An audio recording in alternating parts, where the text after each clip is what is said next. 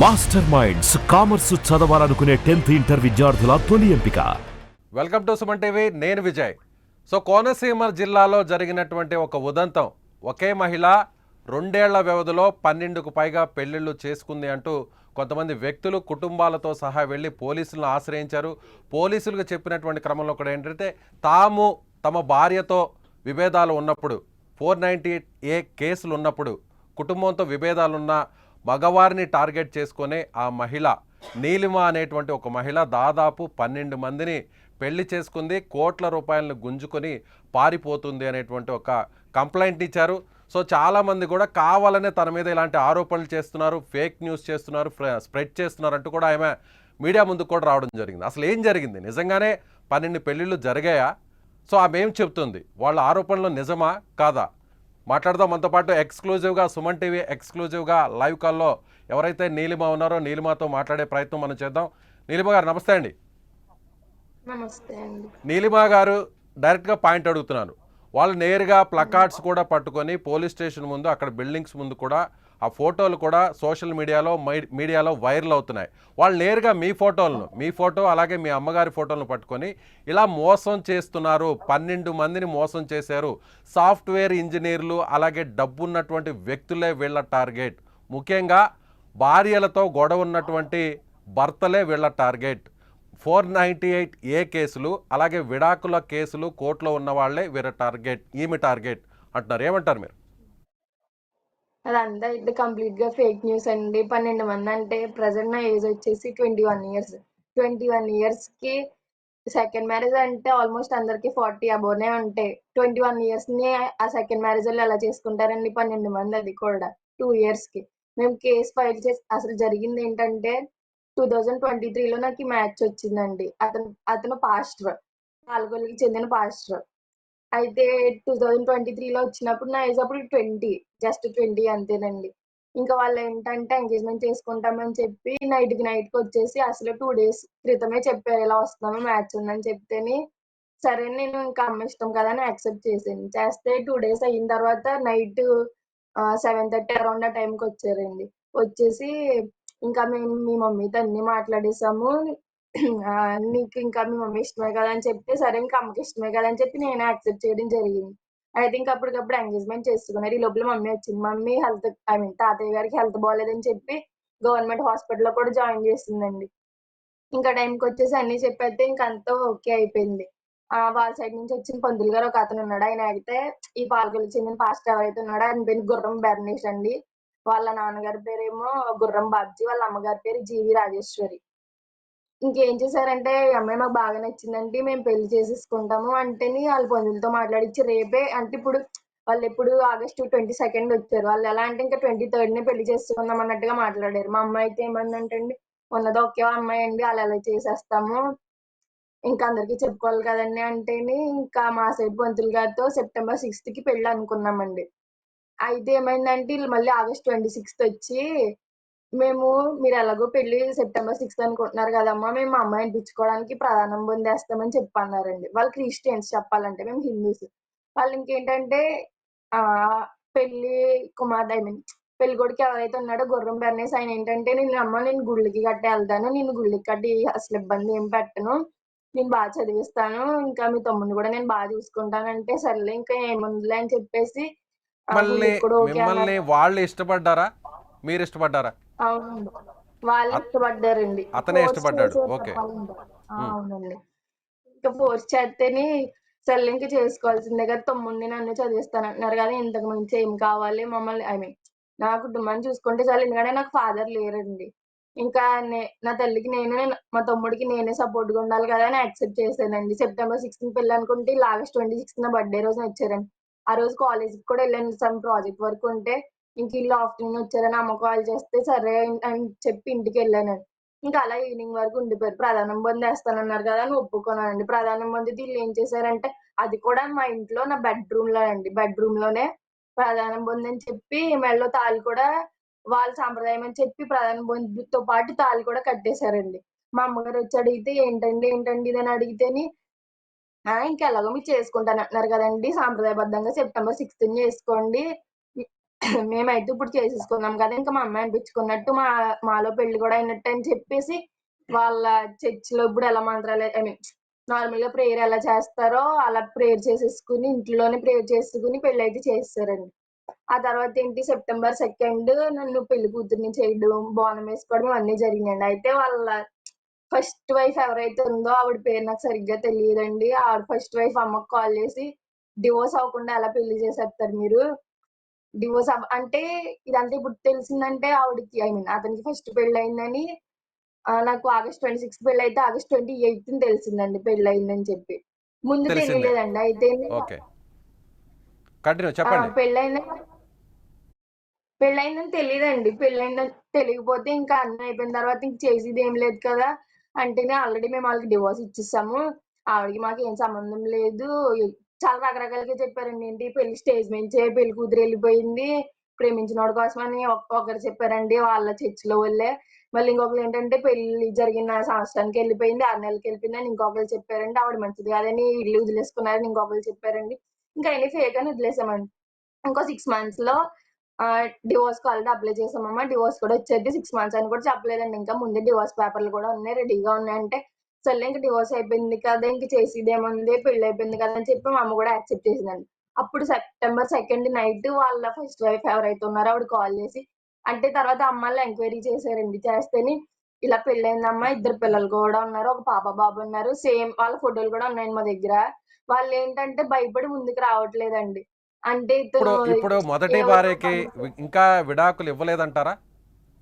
ఇవ్వలేదండి. వాళ్ళు కూడా కేసులని తిరుగుతున్నారు తప్ప వాళ్ళకి ఎవరు ఓకే. సపోర్ట్ మిమ్మల్ని చేయట్లేదండి. పెళ్లి చేసుకునే టైంకి మొదటి భార్యకి పెళ్లి చేసుకొని ఎంత టైం అయింది? మొదటి భార్యని పెళ్లి చేసుకుని ఎంత టైం అవుతుంది? ఎన్ని సంవత్సరాలు అవుతుంది? 14 ఇయర్స్ అలా అవుద్దండి. అంటే ఇద్దరు 4 పిల్లలున్నారు. సంవత్సరాలు. ఒకళ్ళు ఏజ్ 13, ఒకళ్ళు ఏజ్ 11. ఆ!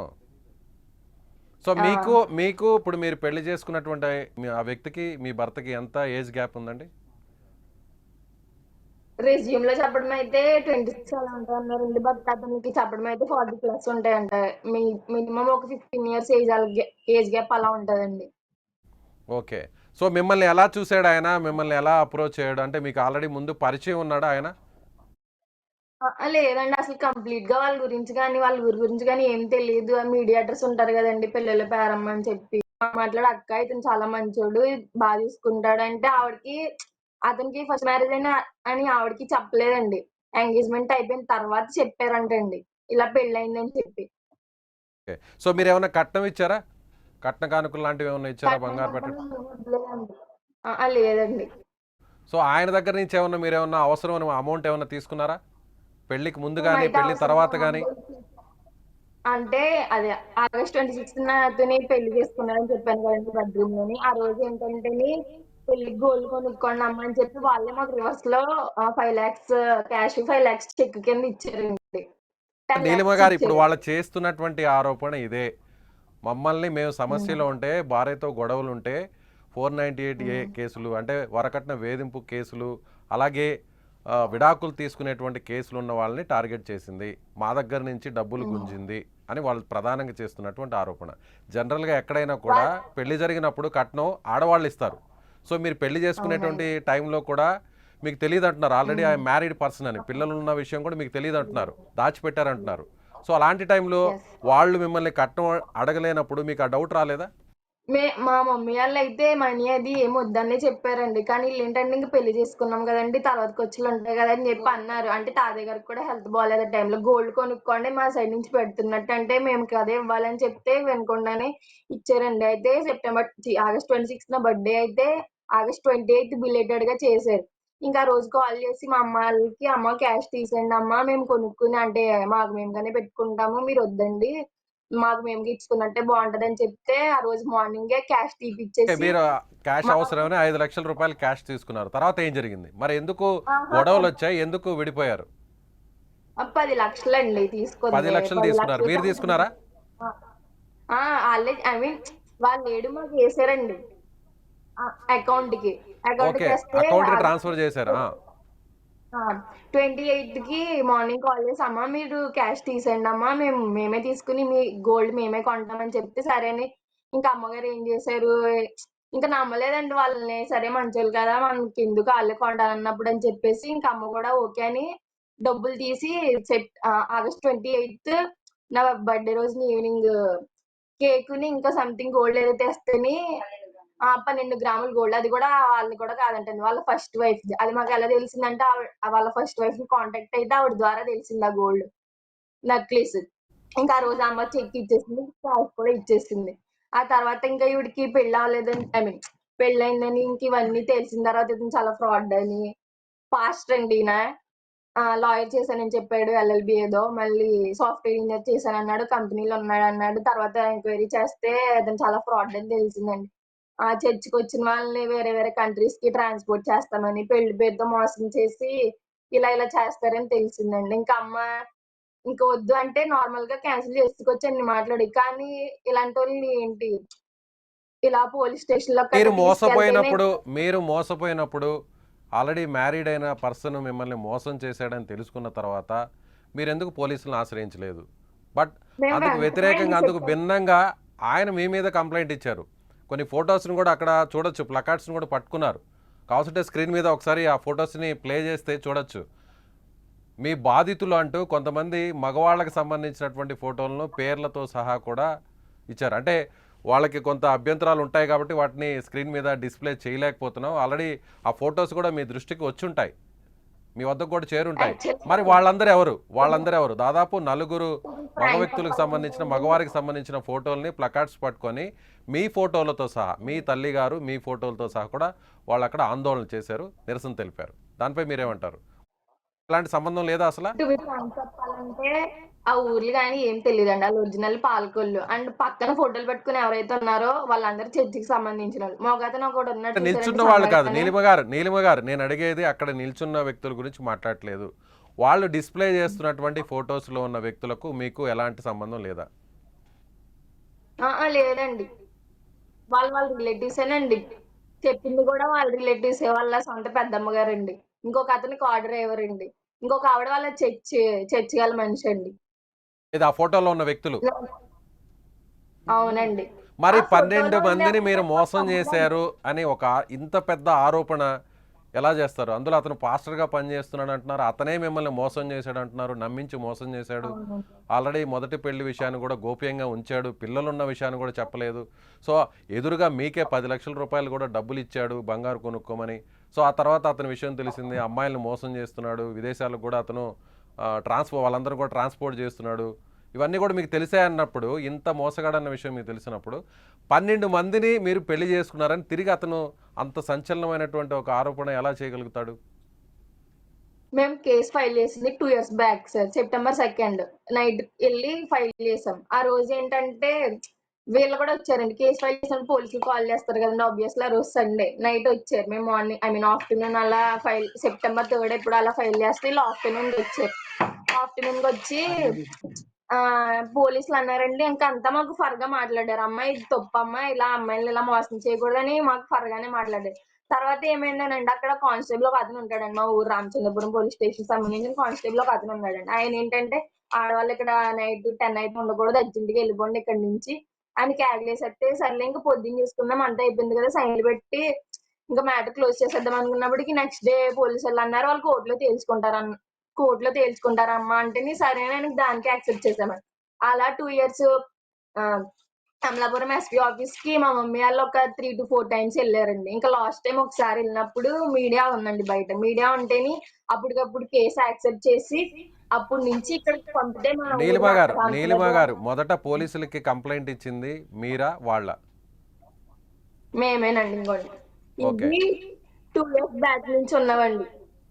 ఆ డాక్యుమెంట్స్ అన్నీ ఫస్ట్ కూడా నుంచి ఇప్పటి వరకు ఉన్న కేసులకు కేస్ ఫైల్ సంబంధించినవేనా ఆ చేసాం. డాక్యుమెంట్స్ అన్నీ కూడా? ఇవన్నీ అవేనండి. ఓకే. మేము పెళ్లి ముహూర్తం గట్టా పెట్టాల్సిన పని కూడా మాకు తను లేదు ఆ కానీ వ్యక్తి ఇది మీరు ఎవరైతే బ్లేమ్ చేస్తున్నారో ఆ వ్యక్తి కూడా అసలు కొన్ని, ఓకే, అవేం పేపర్స్ అండి నీలిమ గారు? ఇవి స్టాంప్ పేపర్స్ అండి. అతను రాసి ఇచ్చినయి. ఎటువంటి ఏమంటే ఏ ప్రెషర్ ఉండదు అన్నట్టుగా నా మొదటి భార్య వల్ల గాని, ఎవరి వల్ల గాని ఎటువంటి ప్రెషర్ ఉండదు. ఇంక మాకు ఆవిడకి డివోర్స్ అయిపోయినాయి ఇచ్చేస్తాము అని చెప్పి అన్నాడండి. డివోర్స్ పేపర్‌లు మాకు ఇయన్నీ తెలిసిందేంటంటే ఆళ్ళకి డివోర్స్ అసలు తీసుకోలేదండి. ఇప్పటికి ఆళ్ళ కేస్ రన్ అవుతుంది.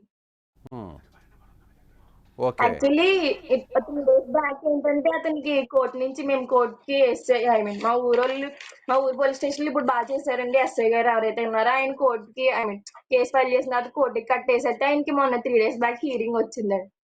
వాళ్ళు అక్కడి నుంచి రాలేదు. రాకపోగా మళ్ళీ 2 డేస్ బ్యాక్ మా తమ్ముడికి కాల్ చేసి బెదిరించారు. ఏంటి ఇది అది ఇది అని చెప్పి.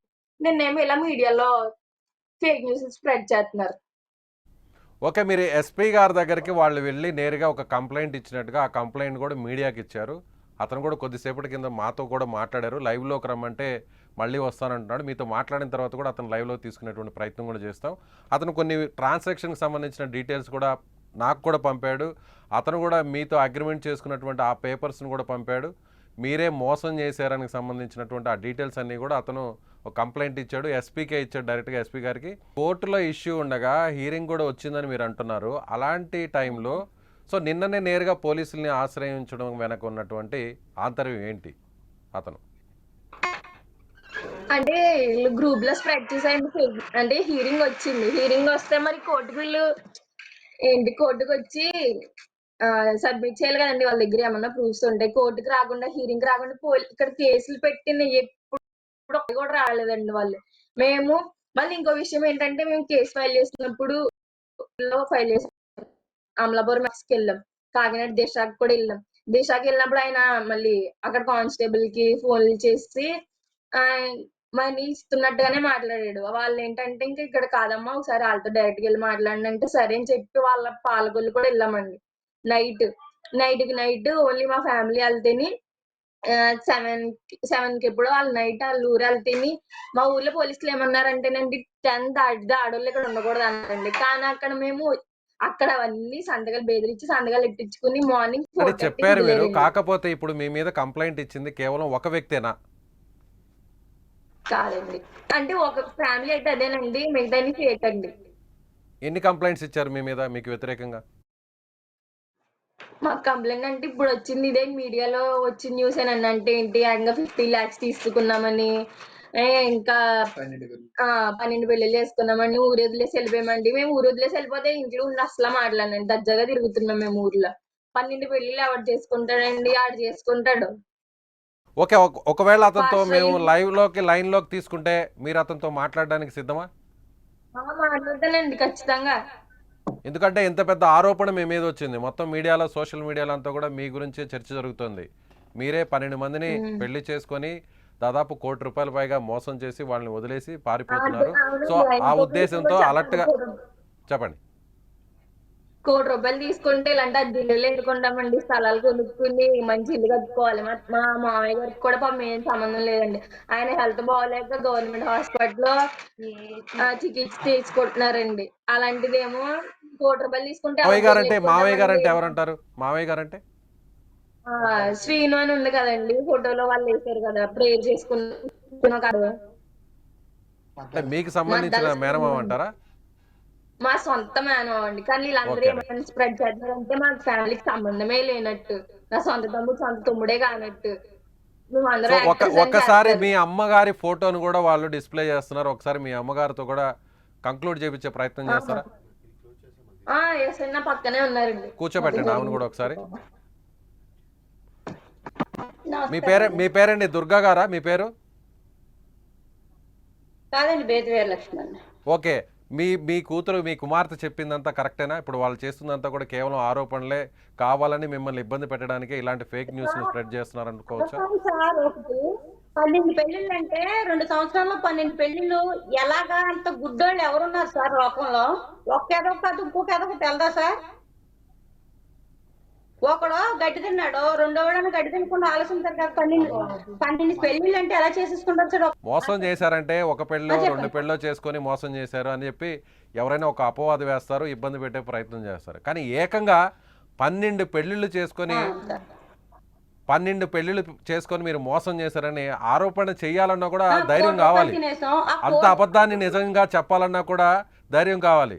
కానీ ఎందుకు అతను ఈ విధంగా చేశాడు? నిప్పులేందే పొగరాదంటారు ఎక్కడైనా కూడా. సో తప్పు జరిగింది, ఒక చిన్నపాటి పొరపాటు జరిగిందే, ఇంత పెద్ద ఆరోపణ ఎవరు చేయరు. అదే సార్, అందుకే సార్ 12 పెళ్లిళ్ళు అంటున్నారు కదా, ఆడది ఒక పెళ్లి ఇంకా 11 పెళ్లిళ్ళు. ఆ 11 మందిని తీసుకొచ్చి లైవ్ లో నిల్చోబెట్టమని సార్. ఇప్పుడు సరే ఓకే, మీరు ఒక 11 ఛాలెంజ్ మంది చేస్తున్నారు. ఆ, ఇప్పుడు అతన్ని మేము పెళ్లి చేసుకునింది, అతనే మా వద్దకు వచ్చి మా అమ్మాయిని పెళ్లి చేసుకున్నారని మీరు చెప్తున్నారు, మీ కుమార్తె కూడా చెప్తున్నారు. ఆమెను కూడా ఒకసారి ఫ్రేమ్లోకి రమ్మనండి, ఇద్దరు కూడా. మీ ఇద్దరు ఒక ఛాలెంజ్ చేస్తారా? మీ ఇద్దరు ఫోటోలను డిస్ప్లే చేస్తున్నారు కాబట్టి 11 మందిలో ఏ ఒక్క వ్యక్తిని తీసుకొచ్చి మీడియా ముందుకు కానీ లేదంటే మా సుమన్ టీవీ ముందుకు తీసుకొచ్చినా, పోలీసుల వద్దకు తీసుకొచ్చినా మీరేం చేస్తారు? ఆధారాలతో సహా వాళ్ళు ఒకవేళ నిరూపించే ప్రయత్నం చేసి నిరూపిస్తే. సరే సార్, మీరు చెప్పారు కదా 11 మందిలో వీళ్ళు తీసేసి ఆ 11 మందిలో ఏ ఒక్కళ్ళన్నా మా ఊరు రామచంద్రపురం పోలీస్ స్టేషన్ ఆడిని, ఆడి అమ్మని, ఆడి బాబుని, ఆడి వెనకాల ఇద్దరు పెళ్లిళ్ళు చేసుకున్నామని ఇద్దరు ఆడవాళ్ళు వచ్చారు కదా, మా ఐదుగురిని మా ఊరు పోలీస్ స్టేషన్ రమ్మనండి. అప్పుడు విత్ ప్రూఫ్లతో సుద్దా మా పాపని పెళ్లి చేసుకున్న తాళి కట్టిన ఫోటోలతో సుద్దాగా తీసుకొచ్చి నిజంగా సరైన వాళ్ళు వచ్చి నిలబెట్టమనండి. అక్కడే ఉద్యోగం చచ్చిపోతాం, లేకపోతే ఐదుగురిని ఇంకేమో మీరు చెప్పండి. మీరేమంటారు నీలిమ గారు, మీరేమంటారు? 12 మంది అన్నారు, తీసేస్తే ఇంకా 11 మంది ఉంటారు. 11 మంది ప్రూఫ్ సబ్మిట్ చేస్తే వాళ్ళు ఏం చెప్తే అదే చేస్తామండి. అయితే మాకు న్యాయం జరగలేదంటే మేము చచ్చిపోవాలి. ఈ రెండోది ఏం జరగదు. తప్పు సో అలాంటి తప్పు ఒకవేళ ఆరోపణ అపవాదం మీ మీద వచ్చింది కాబట్టి నిజం ఎప్పుడైనా నిప్పు లాంటిది. తప్పు చేసిన వాడికి ఎప్పుడైనా సరే శిక్ష తప్పదు, అది ఎవరైనా సరే. సో మీరు చెప్తున్న దాని ప్రకారం మీరు చెప్పేటువంటి మీ వర్షన్ కరెక్ట్ అయితే మరికొన్ని గంటల్లో లేదా కొద్ది రోజుల్లో పోలీసులు కూడా వాస్తవాలని నిగ్గు తేల్చుతారు. మీరు ఎక్కడా కూడా తొందరపడద్దు, ఎక్కడా కూడా మీరు అన్నట్టుగా వేరే అఘాయిత్యాలు చేసుకోవడం అనేది వద్దనేది మేము రిక్వెస్ట్ చేస్తున్నాం. అలాంటివి చేయొద్దు. మీ మీద వచ్చినటువంటి తప్పును, మీ మీద జరిగినటువంటి ఆరోపణను వాళ్ళు మిమ్మల్ని తప్పు అంటున్నారు కదా, దాన్ని ప్రూవ్ చేసుకునే ప్రయత్నం చేయండి. చెప్పండి. వాళ్ళు నిజంగానే చేయలేదంటే ఒరిజినల్ ఫేస్ లే చూపించచ్చు కదా. వాళ్ళ మదర్ వచ్చి వాళ్ళ పక్కన ఎవరైతే ఉన్నారో వాళ్ళ పిల్లలు పెళ్లి చేసుకున్నాను అన్నారు కదా, వాళ్ళు ఎవరైతే అంటే వాళ్ళ రిలేటివ్స్ అండ్ వాళ్ళ చర్చికి సంబంధించిన వాళ్ళు. మా దగ్గర దానికి సంబంధించిన ఫొటోస్ కూడా ఉన్నాయి, కావాలంటే మీకు షేర్ చేయమంటే షేర్ చేస్తాం. అది ఇలా బ్యానర్లు పట్టుకుని ఎవరైతే ఉన్నారో వాళ్ళ రిలేటివ్స్ అండి. ఒకళ్ళు పెళ్లి కొడుకు పెద్దమ్మ అండి, ఒకతాడు వాళ్ళ ఫ్యామిలీలో ముగ్గురే. మా పాపలో మేము 7 పెళ్లిళ్ళు చేసుకున్నాం, వాళ్ళు కంప్లైంట్ పెట్టారు కదా. ఇప్పుడు ఆ ముగ్గురు మా అన్న 11 పెళ్లి, ఈడు పెళ్లి తీసేస్తే 11 పెళ్లి. ఆ 11 ప్రూఫ్ తో తీసుకొచ్చి రామచంద్రపురం పోలీస్ స్టేషన్ ముందు నిలబెట్టాలండి. ఎందుకంటే ఇతనితో పెళ్ళైంది, మా దగ్గర ప్రూఫ్ ఉందండి. ఫొటోస్ అన్ని, ఎంగేజ్మెంట్ ఏంటి, పెళ్లికి ఏంటి, అన్ని ప్రూఫ్స్ ఉన్నాయి. మరి ఆ 11 మందితో కూడా నేను చేసుకునే ప్రూఫ్స్ ఉండాలి కదండి. అవన్నీ కూడా విత్ ప్రూఫ్స్ తో రాకపోతే ఇక న్యాయ దేవుడే చేయాలండి. ఓకే, అతన్ని కూడా ఒకసారి లైవ్లోకి తీసుకొని మాట్లాడించేటువంటి ప్రయత్నం కూడా చేస్తాం, మీకు కూడా కాల్ బ్యాక్ చేస్తాం నీలిమ గారు. సో మీరైతే ఒక ఛాలెంజ్ చేస్తున్నారు, ఇది మాకు ఎలాంటి భయం లేదు, మేము తప్పు చేయలేదు కాబట్టి మాస్కులు కూడా వేసుకోకుండా మీడియా ముందుకు వచ్చాం, సుమన్ టీవీ ముందుకు వచ్చాం. వాళ్ళు కూడా తప్పు లేకపోతే మా మీద చేసినటువంటి ఆరోపణలో నిజం ఉంటే వాళ్ళు కూడా మీడియా ముందుకు రావాలి, వాళ్ళు కూడా సుమన్ టీవీతో మాట్లాడాలి. ఒకవేళ మాట్లాడితే మేము కూడా మాట్లాడడానికి సిద్ధంగా ఉన్నామని నీలిమ, వారి కుటుంబ సభ్యులు, ఆమె తల్లే, సోదరుడు కూడా చెప్తున్నారు. సో చూద్దాం నెక్స్ట్ ఏం జరుగుతుందో. నీలిమ చెప్పిన దాంట్లో ఎంతవరకు వాస్తవం ఉందో, తానే మోసపోయాను, తాను 12 పెళ్ళిళ్ళు చేసుకున్నాను అని వస్తున్నటువంటి వార్తల్లో ఎలాంటి నిజం లేదు, కావాలని ఒక ఫేక్ న్యూస్ని అతను స్ప్రెడ్ చేస్తున్నాడు. సో రామచంద్రాపురం పోలీస్ స్టేషన్కు ఏ వ్యక్తి అయినా సరే, అతను కాకుండా మిగతా 11 మంది ఎవరైతే భర్తలని చెప్తున్నారో వాళ్ళలో ఒక్కరిని తీసుకొచ్చి ఆధారాలతో నిరూపించినా సరే దేనికైనా సరే తాము సిద్ధంగా ఉన్నామంటూ నీలిమ ఫ్యామిలీ చెప్తుంది. సో ఈ వీడియో చూసిన మీకు ఏమనిపిస్తుంది? నీలిమ చెప్పిన దాంట్లో, నీలిమ కుటుంబ సభ్యులు చెప్పిన దాంట్లో ఎంతవరకు వాస్తవం ఉందని మీరు అనుకుంటున్నారు? మీ అభిప్రాయాన్ని కామెంట్ చేయండి.